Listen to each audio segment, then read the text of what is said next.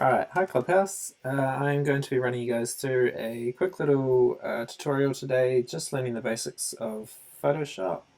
At the moment, you can get the entire Adobe Creative Suite on a 90-day free trial if you don't already have it. So if you have access to a computer at home that can run the program, I do encourage you to try them out.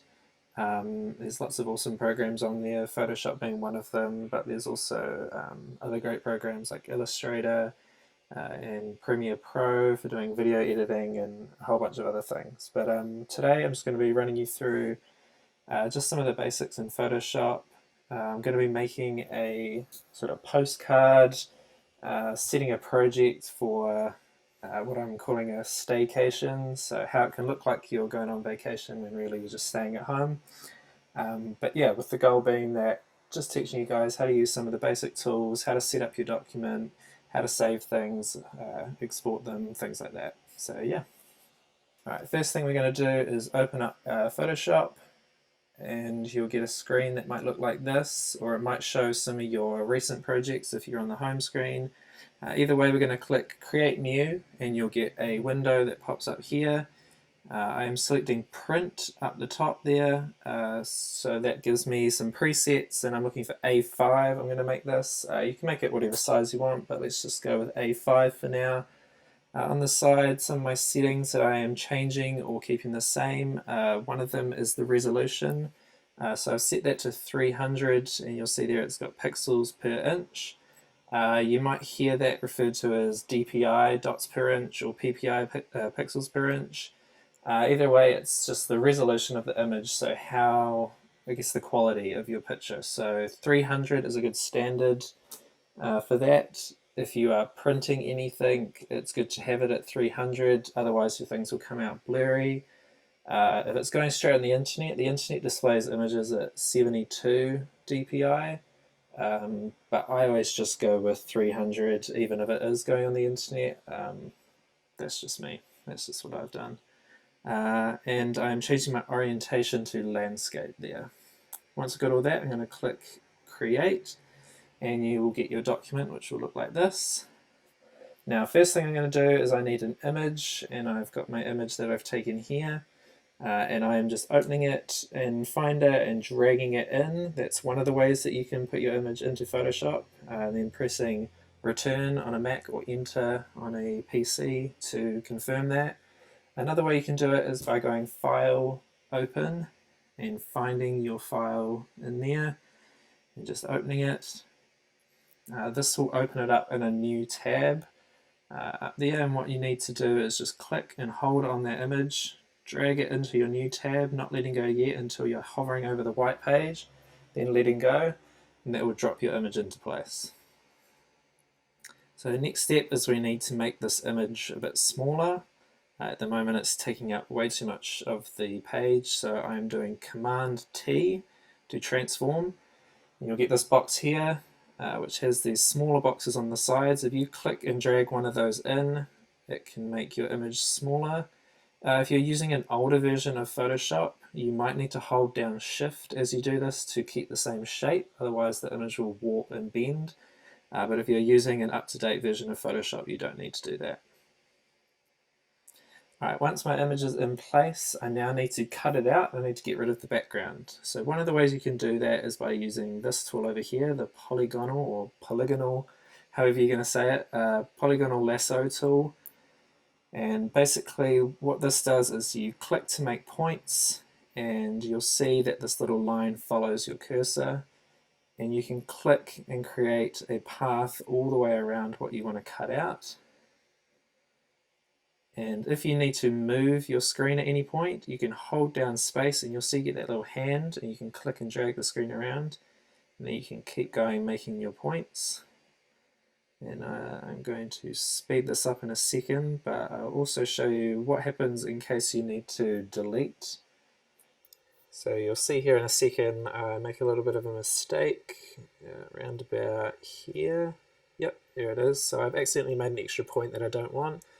Just hit delete and it will get rid of that point. You can hit delete a few times to get rid of multiple points if you need to, and then you can carry on as normal. So I'm just going to speed that up as I go around my whole image.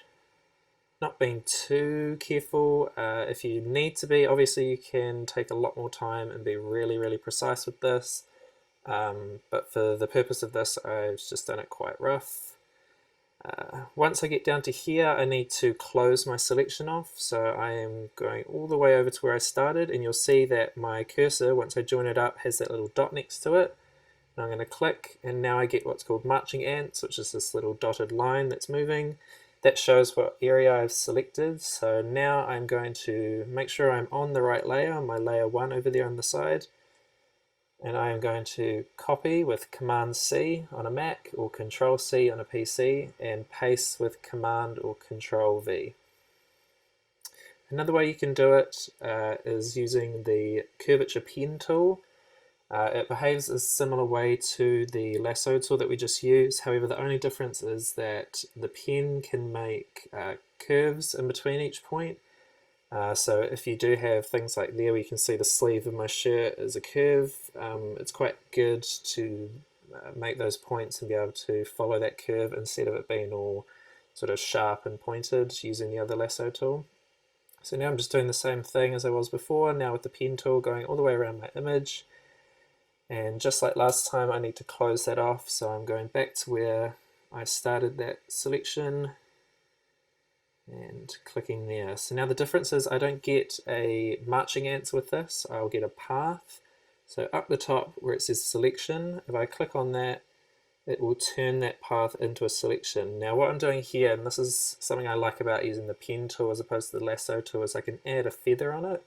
So a feather will slightly blur the edge of your image or of your selection. So I just put a 3 pixel radius on that feather. And you'll see now that I've copied and pasted it. It's slightly blurred at the edge, so that helps to blend your pictures in a little bit more. So yeah, that's what I've done with that one. Next I'm just going to rename that layer 1. This is a good tip just in terms of sort of file management and layer management, I guess, is just to keep track of what things are and where they are, because as you go on, your layers tend to build up, and it gets confusing when they're all just layer 1, 2, 3 and things like that. So naming it exactly what it is. Next you can see there I've just used the Control or Command T to transform and make my image slightly smaller. And then using my move tool, which is the little cross up the top there on the left, I've moved my image into place. Next I'm going to Google Images and I'm going to find my background image for my postcard. Now I've decided that I am going on a vacation to the moon because it's the only place that doesn't seem to have COVID-19 at the moment. So in order to find a good picture of the moon, I'm using the Tools feature and changing the size to large. Now this is important because if you find an image that's too small and you move it into Photoshop, your picture is going to be really blurry if you try and stretch it to make it fit your page. So using that feature to find a large photo, this one, as you can see, it fits the background nicely. I am going to have to make it a little bit bigger, but it won't be too much to the point where it becomes pixelated. Just renaming that layer there again, making sure I know exactly what it is, and then using Command T to transform that and drag it out to fit the page. Pressing Enter to confirm that again. And as you can see there, when I need to just hide a layer briefly, I can click that little eye icon. It doesn't delete it, it just hides it from view, which is great when you need to work on things that are behind a layer. And now I've just made it slightly smaller again, so make sure you get it the size that you want it, and we'll move on to the next step. Alright, so I've also noticed that some of my background is showing through in the hair up there, which tends to happen when you do a cutout with something, small details like here. So I'm going to use a layer mask, which is this icon down here. If I click that, it adds a mask to my image. Now anything I do on this mask can sort of remove from the picture without actually deleting it. It's a non-destructive way of editing a layer, which is great because if you make a mistake, you can very easily go back on it. So I'm using a black brush, and a black brush on a layer mask is going to remove details from your layer. So as you can see here, using the black brush on the layer mask, it's taken away some of that cream. Now I've also gone and dropped my opacity of my brush, so it's not as harsh. So it's only taking away 50% of the detail at the moment, which is great for getting a sort of soft blend. And just going through, taking out bits around the side there. Changing the size of my brush. Now, a quick tip for changing the size of your brush is the square brackets on your keyboard. The left square bracket will make your brush smaller, the right square bracket will make it larger, which is really handy because you don't have to go at the top there and change things around. You can just do it on the go, which is what I've done here. And tidy that up. Once I'm happy with that, I'll move on to the next step. Alright, what I'm going to do next is actually save my project. It's not finished yet, but it's a good idea to keep a save as you go. The worst thing is when Photoshop crashes, which it can do sometimes, and you lose everything that you've been working on. So I've just gone to File, Save, and I'm creating a save here, just calling it whatever, Photoshop Moon Postcard, and hitting Save. Now what that means is that throughout my project, I can just hit Command S or Control S on a PC whenever I've made a significant change, and it will just save my project and I can keep working. I don't have to worry about losing any of my progress. So next I am using the Type tool, which is the T on the side there, to draw a text box. If you click and drag your box, this is something that you can type in. This gives you space to sort of work in with your text there. I'm going to write a little greetings from the moon message, and as you can see I've typed it out there, and I'm changing the color by selecting the colored box at the top there and using the little color picker tool to find the color that I want. And from here, just like an image, you can press Command T to transform your text. So if you want to make it bigger, smaller, rotate it, you can do that. And as you can see, I'm just adding the rest of my text here. Next, my text needs to stand out a bit more. It's getting a bit lost on the background, so I'm going to add what is called a drop shadow. So if I double click on my text layer on the side there, I get this box that opens up. I'm going to select drop shadow. This creates just a shadow underneath the text, which is great for helping things stand out on busy backgrounds like this. And I can change the opacity of that shadow, and I can play around with other settings such as the distance, the spread, and the size. So play around with those until you get something that you are happy with, which I've got here. And I can now copy that layer style by right-clicking on my layer and selecting Copy Layer Style. And then I can right-click on my other text layers and paste that layer style, as you can see here. So this just means that I don't have to go in and reset or set that drop shadow individually for those layers. I can just copy and paste it. After that, you can see in the corner there, I just hit Command Save, or Command S, sorry, to save, just so that I don't lose that progress of making the text. So next, I need my picture to blend in a bit more. The colors don't quite match the background, so what I'm going to do is go Layer, Adjustments, and select the Photo Filter. So with the photo filter, you can add different sort of colored hues on top of an image.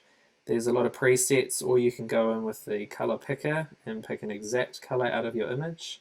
But for this, I'm just going to choose one of these cooling filters because it's a nice blue shade that I think matches with the background that I've got there. You can see I can change the density to make it more intense or less intense. I can also decide to click Preserve Luminosity. Well, what this will do is it will take the brightness out, but for this I want to keep it. And I'm going to click OK.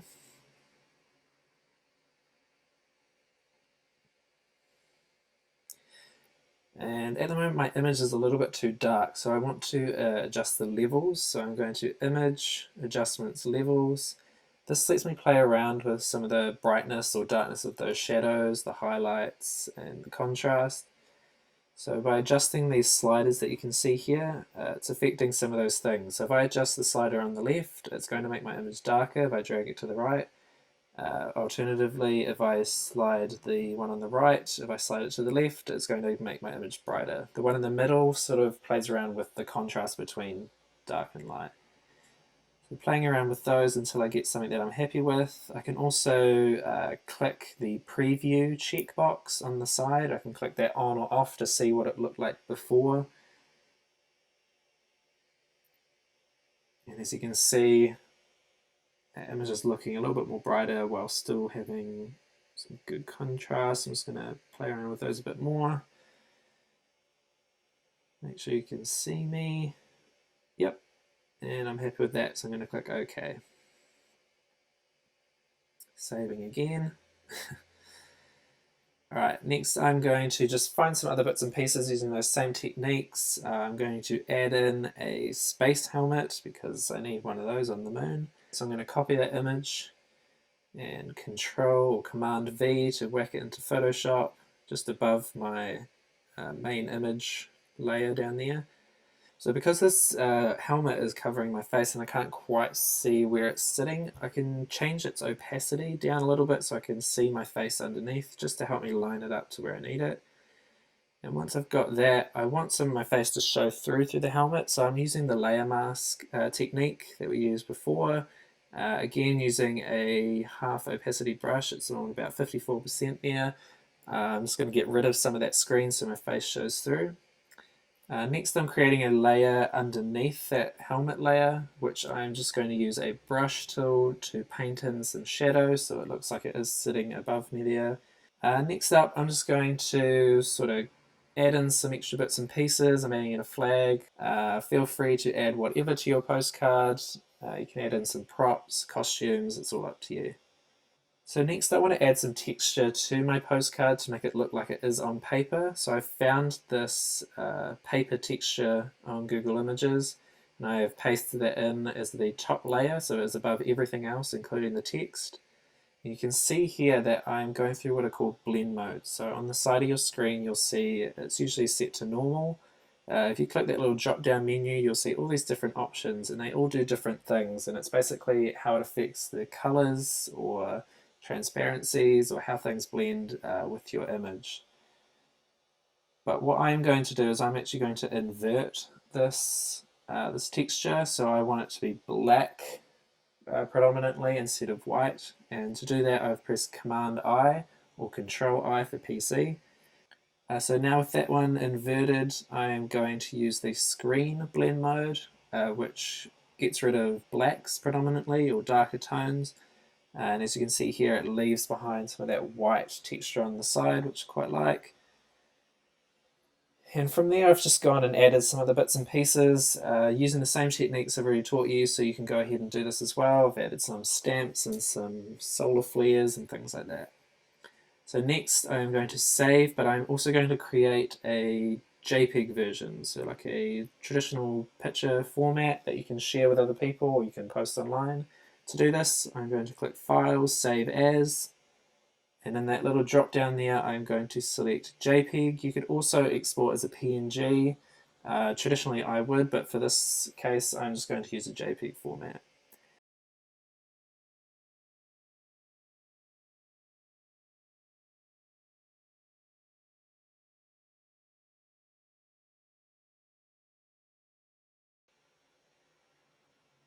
Cool, and there it is. So if you guys would like to try this out at home, like I said, the Adobe Creative Cloud is all available for a 90-day free trial at the moment.